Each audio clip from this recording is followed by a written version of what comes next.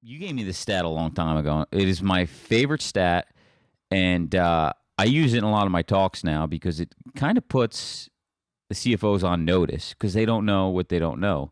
What's that? What's my favorite stat that you always give me? 15 years ago, the average tenure of a private company CFO was 84 months. People are startled when I tell them the average is now 28 months. And people always turn and say, well, that's because of mergers. And I will tell you, you've got a decline of almost 55 months, 56 months. The fact that company A bought company B and company B's CFO lost his job accounts for less than 1 month of the 56-month decline. Give me the key differences. You know, as we approach a client that has a controller versus a CFO, we're going to get into discussions on language and what they each do. But what way am I communicating? I have to understand the communication difference between the two. Well, if you're talking to the controller, you've got a challenge because they're looking at history. They've got a certain sense about what's going on in the current marketplace, and they've got a certain sense, very limited, of what do the next couple of years look like for the business. So in a lot of these small companies, they don't know what's in the owner's head. They don't know what's in the board of directors' head. Is the economy growing? Is our sector growing? Is technology going to replace us or support our growth? Because they're not in board meetings. And frankly, they probably shouldn't be in the board meetings. You'd hope that you've got a director who's got the financial and visionary acumen that complements the CEO. Most controllers don't. So back on point, you're dealing with a historian, to use your term. So you start to ask the question. What I would suggest to guys like you, if you're talking to a controller, is understand the trend in history, either in their business or in the small 100 life sector, to use your example, and then have them compare their history to the market history, and then throw them a curveball and say, here's what best in class is doing in that sector. So take your 100 lives in manufacturing or in nonprofit or academia, whatever information you have, and show that the best in class people aren't going up 8% per year and raising deductibles and raising copays and squeezing the cost to the employees, and actually showing that best in class processes and practices by really good brokers who are aligned with the client, not aligned with their compensation model, their historical model, that they can develop a win-win solution. Win for the company, win for the employees, and the broker can win.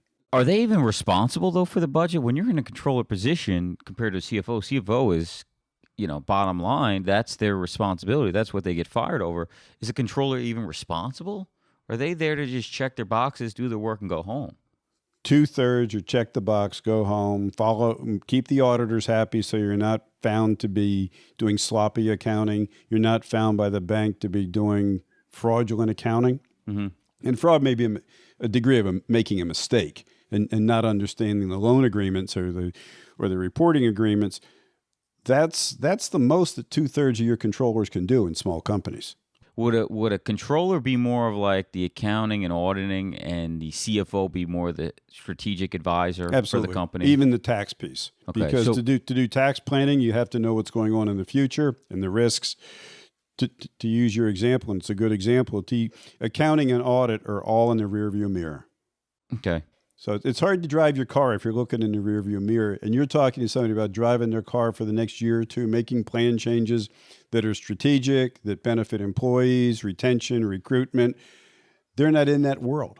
So you have to find a way to bring them into that world. And the best one I can think of is let's look at history for people your size. This in New Jersey, in our example, give history to the historian. Is that give what you're history saying? to the historian, but break it out to there are people that are not following the norm. Here's your average. Let me show you upper quartile and lower quartile. And just say, bring 3 or 4 years of your history. We have it in the plan documents. We have your history.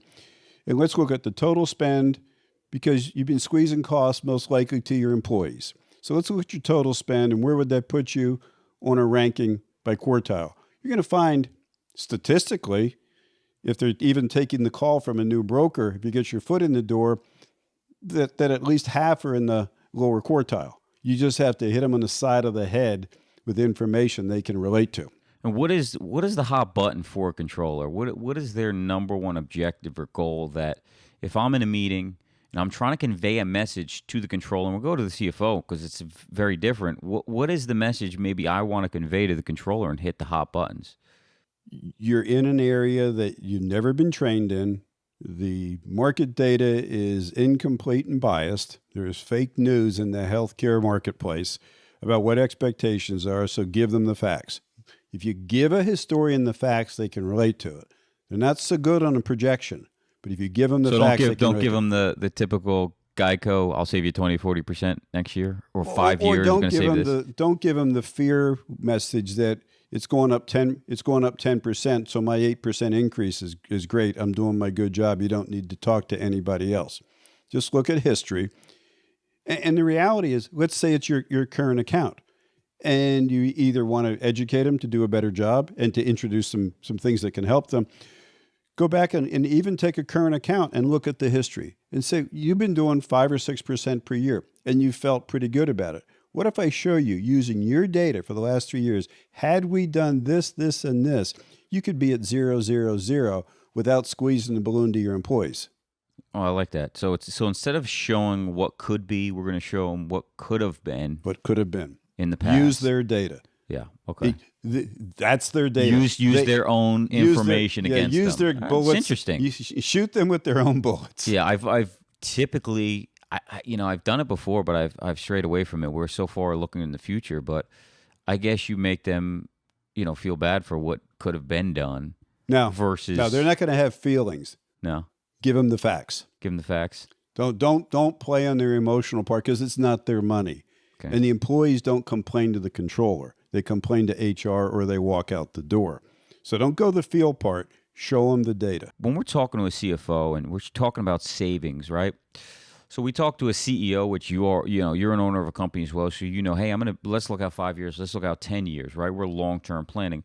What does a CFO mind look like? Because you just gave me the stat. What was it, 30 months? 28. 28. And falling. It'll be 27 next time we talk. A little over 2 years. I don't know if I'm going to be there for 5 years. That's right. Do I care about the 5-year projection, the 10-year projection? What do I care about? Today? 2 years? What am I looking at as a CFO as far as impact? The answer is next quarter and next year. Like 5 quarters is a lifetime. Really? Yeah. They're looking 2 at years is an eternity. We're looking quarterly as a CFO. We're looking at it on a quarterly basis. A lot of CFOs came out of the public corporation world where it is quarter to quarter. In a small business, you're looking a year or two max for a variety of reasons. So I want to look at my numbers and focus more on the short term. So that leads to the problem is short-term gains means change, right? And no, change is opportunity. So change is a positive word.